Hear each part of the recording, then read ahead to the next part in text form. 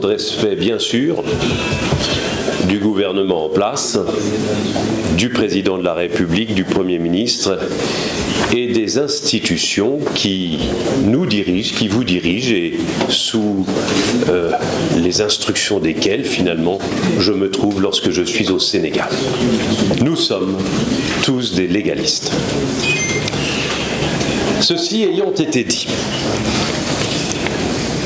vous venez ici à ce point presse pour parler d'un dossier, d'un sujet qu'on vous a présenté sous un titre qui claque, le titre de la dette cachée. Et moi je vais me permettre de vous dire que le vrai sujet, c'est celui des rapports cachés. Les rapports cachés qui disent que la dette était cachée. Premier rapport caché, le rapport de l'inspection des finances. Vous le savez, Macky Sall, en 2012, juillet 2012, décembre 2012, a pris une loi de transposition des règles supra-sénégalaises, africaines, selon lesquelles la transparence devait s'imposer dans la gestion et la continuité de la gestion des équipes au pouvoir. Ce mot transparence n'était pas indiqué pour la première fois. Pour la première fois, il l'est, et vous l'avez dit tout à l'heure, déjà, il figure dans la Constitution, et le même mot transparence figure dans une loi très récente du 24 août 2025 sur l'accès de tous les documents administratifs, judiciaires, que sais-je, pour les citoyens qui en feraient la demande. Eh bien, le rapport de l'inspection des finances, qui est le premier à allumer le feu aux poudres, qui est le premier à faire parler d'aide cachée. Ce rapport est caché. Nul d'entre vous ne peut nous indiquer l'avoir eu entre ses mains. Et pourtant, vous êtes la presse, vous êtes la garantie de la transparence, la garantie de la démocratie, c'est vous. Nous, juristes, on passe après. On l'a demandé, on ne l'a pas eu. Ensuite, après ce rapport de l'inspection des finances, il y a eu un pré-rapport de la Cour des comptes. Ce pré-rapport de la Cour des comptes, il est caché. Nul d'entre vous, mesdames et messieurs les journalistes, ne l'avait eu entre les mains. Et pourtant, vous êtes la représentation de la transparence et de la démocratie. Vous êtes la voix de la nation à travers vos appareils qui sont braqués sur nous maintenant. Et nous non plus, nous n'avons pas eu ce document en dépit des lettres que j'ai adressées il y a maintenant 15 jours, tant au président de la Cour des comptes qu'au ministre des Finances. Donc voilà 2 rapports cachés. Mais ce n'est pas tout. Il y a un 3e rapport caché. 3e rapport dont on dit, avec infiniment de respect et des guillemets partout, qu'il est le rapport d'un cabinet indépendant d'audit. C'est le rapport, vous l'avez tous sur les lèvres, le rapport Mazars. Mais là encore, vous l'avez sur les lèvres, mais vous ne l'avez pas entre vos mains, ce rapport Mazars. C'est le 3e rapport caché. Et c'est d'autant plus grave que c'est le rapport d'un cabinet d'audit international qui se dit indépendant, qui se dit un peu la voix de Dieu pour le contrôle des choses. Eh bien, ce rapport, je ne l'ai pas entre mes mains. Je ne l'ai pas entre mes main. Et j'ai d'autres observations. Quand un avocat reçoit un rapport entre les mains, par exemple le rapport de l'inspection des finances, la première chose qu'il regarde, c'est la forme. La loi de 2012 exigeait qu'il fût déposé dans les 3 mois de la prise de pouvoir du nouveau pouvoir. Et là, il a finalement été déposé, enfin on n'en sait rien puisqu'on ne l'a pas eu.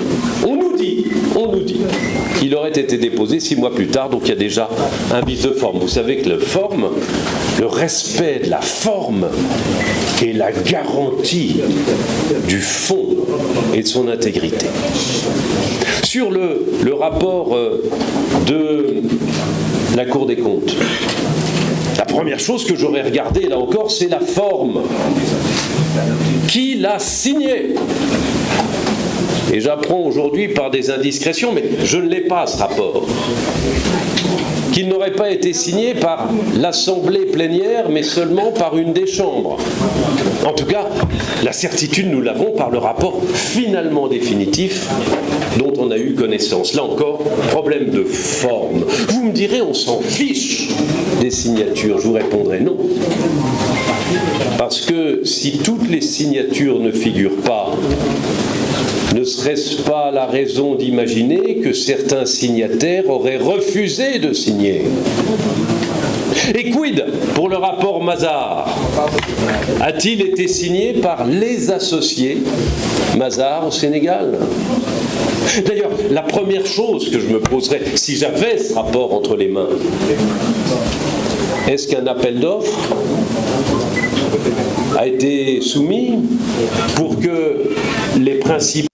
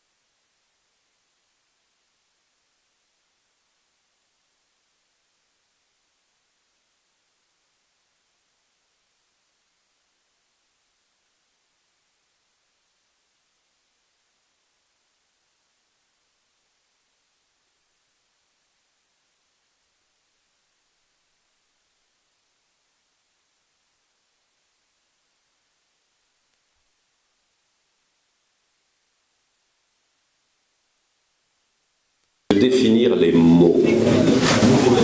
Alors, si vous voulez bien, définissons les mots et vous verrez qu'il n'y a pas de sujet.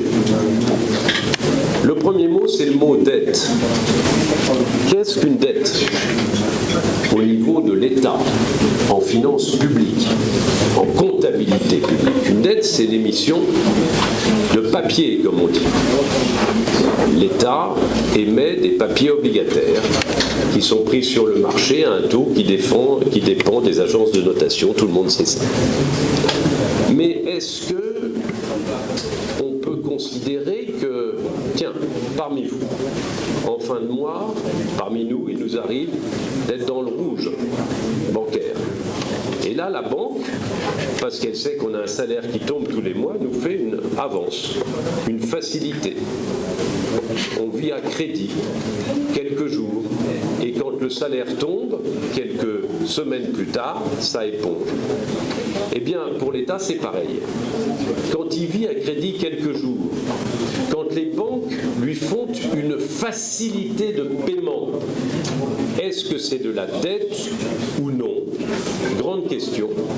Pour tout vous dire, certains agrégats économiques l'utilisent comme faisant partie de la dette, d'autres non.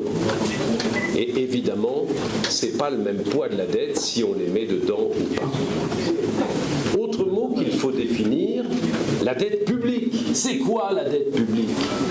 La dette publique, c'est la dette d'abord de l'État central. Ensuite, c'est la dette des collectivités territoriales. Et puis, c'est la dette aussi des organes non marchands. Mais est-ce que c'est la dette d'Air Sénégal ? Est-ce que chez nous, en France, c'est la dette de la SNCF ? La dette de la SNCF, c'est 40 milliards d'euros. La dette de la SNCF, on l'a intégrée dans le budget de l'État de la France en 2020. C'est-à-dire qu'en 2020, on a rajouté 40 milliards de dettes. Vous voyez ce que ça fait? Quelques années plus tard, la France devient ingouvernable, peut-être à cause de ça. Personne ne vient dire qu'on aurait avant maquillé les comptes en n'intégrant pas la dette de la SNCF. On vient simplement dire qu'on a changé la règle parce que les normes internationales obligeaient qu'elles fussent modifiées. Ben, c'est comme chez vous avec Air Sénégal. C'était pas en 2000, c'est en 2012 que la règle a changé. Pour éviter la guerre, il faut définir les mots. Et si nous définissons les mots, ici les concepts, si nous sommes d'accord qu'il ne faut pas mélanger les carottes et les poireaux, alors nous pouvons raisonner comme disent les économistes, toutes choses égales par ailleurs, et si nous raisonnons toutes choses égales par ailleurs, on est d'accord sur le chiffre de la dette annoncé du temps de Macky Sall, tel qu'il pourrait être aujourd'hui décrypté du temps de ses successeurs. Il faut définir les mots. La troisième et dernière chose que je voudrais vous dire, c'est qu'il faut aussi assurer une continuité de tout ça. Je veux vous dire que la dette, elle est soit vertueuse, soit calamiteuse.